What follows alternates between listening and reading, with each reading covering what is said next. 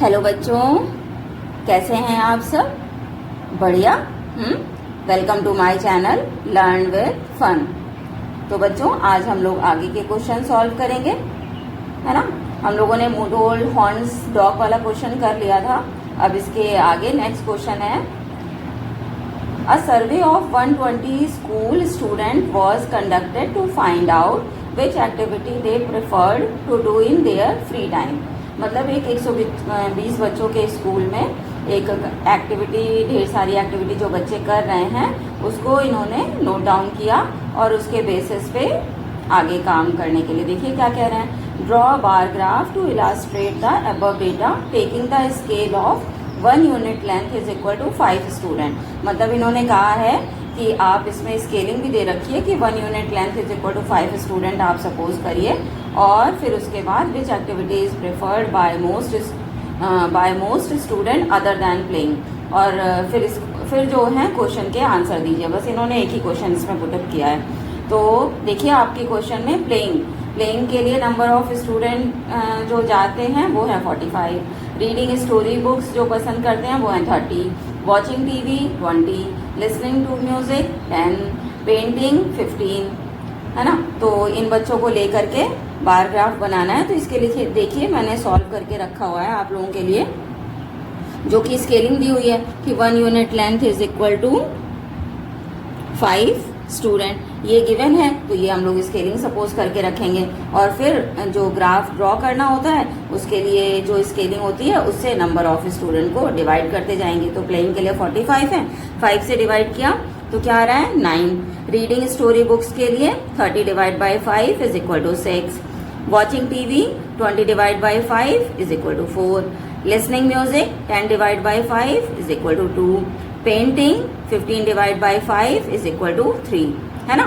तो इस इतनी यूनिट को कंसीडर करके हम लोग बार ग्राफ ड्रॉ करेंगे, है ना। तो जो आपकी ग्राफ कॉपी है उसमें एक्स एक्सिस पे एक्टिविटी नोट डाउन कर लीजिए, it's same equal of distance पे, और वाई एक्सिस पे नंबर ऑफ स्टूडेंट। यहाँ पहले मैंने एक्टिविटी लिख दिया था, by default number of students हैं इधर, ठीक है, वाई एक्सिस पे।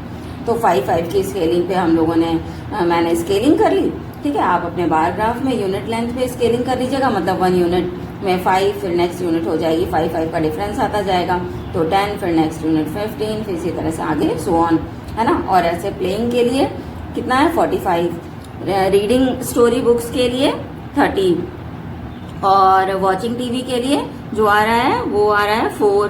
तो 4 के लिए नंबर ऑफ स्टूडेंट कितने हैं 20, है ना।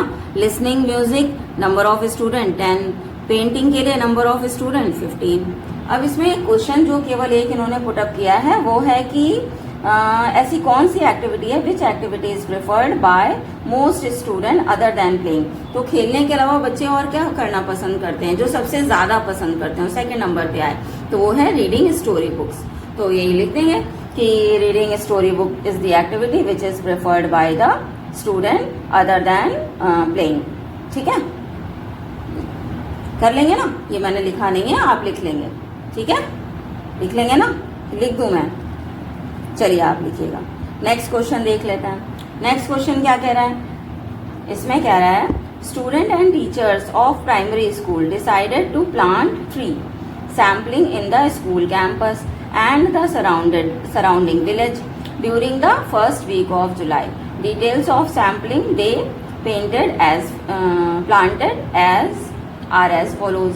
मतलब कि किसी स्कूल के टीचर्स और बच्चों ने डिसाइड किया कि जुलाई के फर्स्ट वीक में अपने स्कूल में और आसपास के गांव में जो है वो ट्री प्लांट करेंगे। तो देखिए इसका बार ग्राफ ऑलरेडी गिवन है। मंडे टू संडे के लिए Monday, Tuesday, Wednesday, Thursday, Friday, Sunday, ये एक्स एक्सिस पे गिवन है, और वाई एक्सिस पे नंबर ऑफ प्लांट्स हैं कि उन्होंने कितने ट्रीज प्लांट किए। तो 10 के गैप में इन्होंने 1 unit is equal to 10 plant suppose किया है ना, जो देखने से पता चल रहा है। तो 0, 10, 20, 40, 50, 60, 70 तक की स्केलिंग ली है, और मंडे को नंबर ऑफ ट्रीज हैं 50, ट्यूसडे को हैं 50 से थोड़ा ऊपर है, तो ये 52 हम लोग मान सकते हैं, क्योंकि हाफ नहीं दिख रहा है। देखिए 52 60 के बीच में हाफ तक नहीं ले जा रहे हैं, तो इसका मतलब 55 से कम है, तो हम लोग 52 या 53 सपोज करके चल सकते हैं। ट्यूसडे को 40, वेडनेसडे 30, थर्सडे अगेन 40, फ्राइडे 50 और सैटरडे को सबसे ज़्यादा है जो कि 60 और संडे को है 40। फिर से 43 दिनों पे ये लोग ट्री प्लांट्स कर रहे हैं, ट्यूसडे, थर्सडे और सैटरडे, है ना। अब इसके कुछ क्वेश्चंस लिख देते हैं। बार ग्राफ आप ये देखिए गिवन है, ये देख लेंगे और ये क्वेश्चंस मैंने यहाँ पे आपके लिए सॉल्व कर दिया है। ब्लैंक स्पेस है सिंपल सा।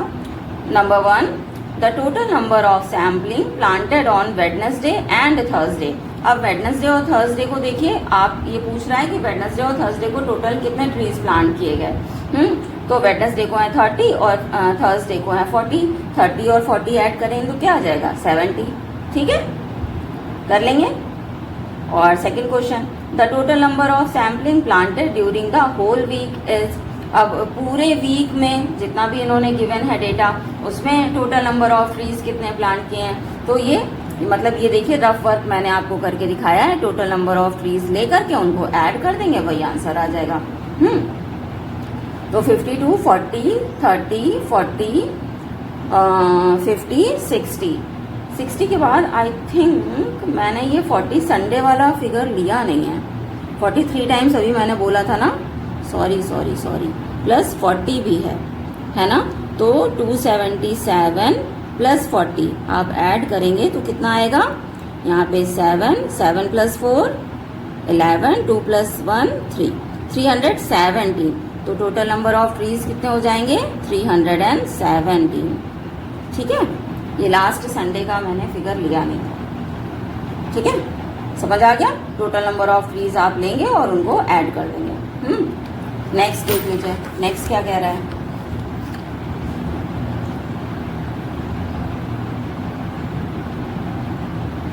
नेक्स्ट है इसमें the greatest number of sampling were planted on. सबसे ज़्यादा ट्रीज किस दिन पे प्लांट किए जा रहे हैं, तो वो सैटरडे है ना, सैटरडे लिख दिया। फिर next, and the least number of sampling were planted on. और सबसे कम किस दिन किए जा रहे हैं, तो वो हो रहा है वेडनेसडे लिख दिया, सबसे कम दिख रहा है 30 किए जा रहे हैं। आगे देखिए, why do you think that is the case, why were more sampling planted on certain days of the week and less on other. मतलब आप क्या सोचते हैं, वो पूछ रहा है कि किसी दिन कम प्लांट किए जा रहे हैं, किसी दिन ज़्यादा किए जा रहे हैं। तो इसका एक रीज़न जो मुझे समझ आता है, बाकी आप लोग भी बताइएगा, कि नंबर ऑफ स्टूडेंट और टीचर हो सकता है उस दिन कम अवेलेबल हो, स्कूल में बच्चे कम आए हों। जैसे वेडनेसडे में सबसे कम नंबर ऑफ ट्रीज वेडनेसडे को प्लांट किए गए हैं जो कि 30 हैं, है ना। तो उस दिन क्या हो सकता है, बच्चे कम आए होंगे, स्कूल में एब्सेंट होंगे ज़्यादातर स्टूडेंट, इसलिए नंबर ऑफ प्लांटेड ट्रीज कम है ना। और तो कोई रीज़न ऐसा समझ नहीं आता, है ना, कि नंबर ऑफ ट्रीज इसी वजह से कम हो सकते हैं प्लांटिंग ट्रीज की, उस दिन बच्चे कम आए हैं, या कोई और रीज़न है, मतलब उनके पास वो जो प्लांट्स हैं वो अवेलेबल नहीं होंगे टाइम पे, है ना। तो हो सकता है प्लांटिंग कम हो पाई है। टीचर्स स्टाफ भी हो सकता है जो सुपरवाइज कर रहे हों, है ना, वो हो सकता है कम हो कि बच्चों ऐसे करना है ऐसा, या जो उनकी हेल्प कर रहे हैं उन्हें सिखा रहे हों, है ना, कि ध्यान से करते हैं, तो हो सकता है वो लोग कम आए हों, या कोई और रीज़न हो सकता है।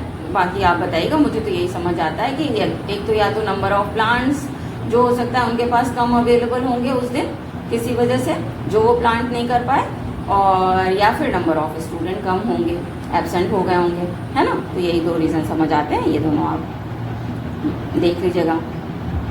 अब नेक्स्ट क्वेश्चन, नेक्स्ट देख लेते हैं। नेक्स्ट क्या कह रहा है, the number of tiger in India went down drastically between, मतलब कम होते जा रहे हैं 1990 टू 1970, 1900 से 1970 के बीच। तो project tiger was launched in 1973 to track and protect the tigers in India.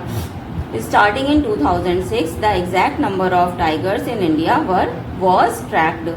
Shagufta and Divya looked up information about the number of tigers in India between 2006 and 22 in 4 years interval। मतलब इन दो बच्चों ने वो note down किया data कि 2006 से 22 के बीच कितने टाइगर थे।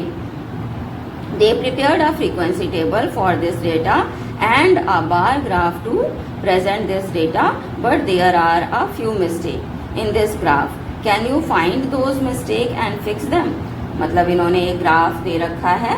देखिए पहले एक डेटा फ्रीक्वेंसी टेबल दे रखा है, उसमें क्या है, ईयर है और नंबर ऑफ टाइगर्स हैं। तो 2006 से 2006 में है 1400, 2010 का डेटा दिख रहा है 1700, 2014 में है 2200, 2018 में है 3000 या 3000 कुछ भी कह सकते हैं, 2022 में है 3700। अब इसका ये देखिए बगल में इन्होंने बार ग्राफ टेबल दिया हुआ है, टेबल के साथ में ग्राफ बना रखा है, बार ग्राफ बनाया हुआ है। तो इसमें क्या मिस्टेक है, सबसे पहले देखो डेटा के अकॉर्डिंग 2006 में है 1400, लेकिन जो इनकी स्केलिंग है एक्स एक्सिस पे देखिए इन्होंने स्केलिंग की है नंबर ऑफ टाइगर्स की, और वाई एक्सिस पे ईयर्स हैं। तो एक्स एक्सिस पे 1000, 2000, 1000 का इन्होंने डिफरेंस लिया हुआ है, स्केलिंग ली हुई है। 1 unit is equal to 1000 tigers, फिर 2000, 3000, 4000। लेकिन 2006 में देखिए 1400 है, और इन बार जो बना हुआ है वो 1000 से भी कम है, 0 to 1000 के बीच है। मतलब इससे पता चल रहा है कि 1000 भी नहीं है 2006 में, जबकि होना क्या चाहिए, 1000 और 1000 और 2000 के बीच में ये ग्राफ आना चाहिए, और उसके हाफ से भी थोड़ा सा कम ऐसे ड्रॉ करना चाहिए, है ना, तो वो करेक्ट होता। तो पहली मिस्टेक तो ये हो गई कि 2006 में ये जो ग्राफ टेबल है वो जाएगी 1400 तक, ना कि 1000 से कम। दूसरा देखते हैं 2010 में है 1700, तो ये देखिए 1000 और 2000 के बीच में है और हाफ से थोड़ा ज़्यादा है, यानी कि 1700। हाँ ये सही है। नेक्स्ट 2014 में शो कर रहा है 2200, 14 में देखिए 2200 मतलब 2000 और 3000 के बीच तो जा रहा है ग्राफ, लेकिन लगभग 3000 के पास ही में चली जा रही है वैल्यू, मतलब ये एक तरह से 2900 शो कर रहा है, जो कि हमें दिखाना है 2200, मतलब हाफ से थोड़ा कम या 2000 से बस थोड़ा सा ज़्यादा दिखाना था। तो ये ऐसे गलत हो जाएगा, है ना, तो ये दूसरी गलती हो गई। तीसरी 2018 में है 3000, 18 में देखिए इन्होंने 2000 और 3000 के बीच ही ड्रॉ कर दिया, 22 लगभग, है ना, तो वो भी गलत हो गया। 3000 एग्जैक्ट इस लाइन को टच करना चाहिए था, है ना, तो ये तीसरी मिस्टेक आ गई। चौथे हम देखते हैं है कि नहीं, 2022 में है 3700, तो ये एग्जैक्ट सही बना हुआ है, 3000 और 4000 के बीच में, और हाफ से भी इधर 3000 और 4000 के जो हाफ होता है 3500 उससे भी ज़्यादा में है, तो ये 3700 शो कर रहा है ना।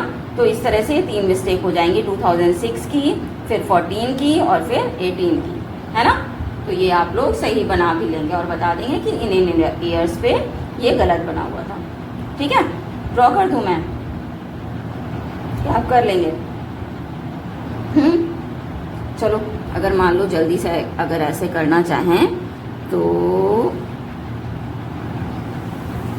ये हो जाएंगे आपके ईयर्स कितने 2006, फिर 2010, फिर 2014, फिर 2018, देन 22, है ना। 2006, 2010, 14 और 2018 और फिर 2022, ठीक है। और यहाँ पे अगर नंबर ऑफ ग्राफ मान लो ये 1000 के लिए, ये 2000 के लिए, ये 3000 के लिए, ये 4000 के लिए, और इसकी हाफ अगर वैल्यू देखें तो ये 1500 हो जाएगी, ये 2500, ये 3500, तो ये हो गई 1000 और 2000 और 3000 और ये हो गई 4000, ठीक है। तो ये हमें बनाना चाहिए था 1400 का। 1400 कहाँ पे चला जाएगा, ये 15 से थोड़ा कम, तो ये आ जाएगा, मान लीजिए ये,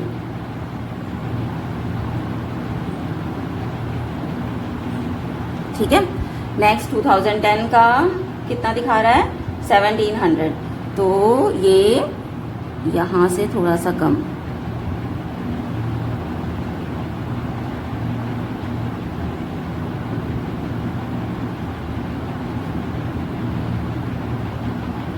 ठीक है। फिर अगला क्या कह रहा है, 2014 से 2200, तो 22 ये जस्ट बस इससे थोड़ा सा ऊपर रहेगा,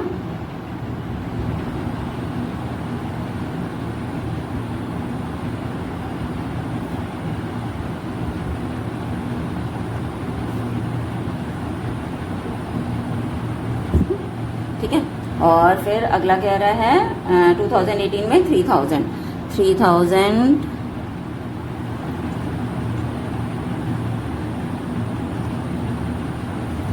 1800। देखो आप लोग स्केल और पेंसिल प्रॉपर यूज़ करेंगे। मैं ये डायरेक्ट पेन से बना रही हूँ, इसलिए ये लाइन थोड़ा सा टेढ़ी मेढ़ी हो रही हैं। ठीक है, आप लोग प्रॉपर बनाएंगे। और फिर है 2022 37, ये लगभग यहाँ तक जाएगा।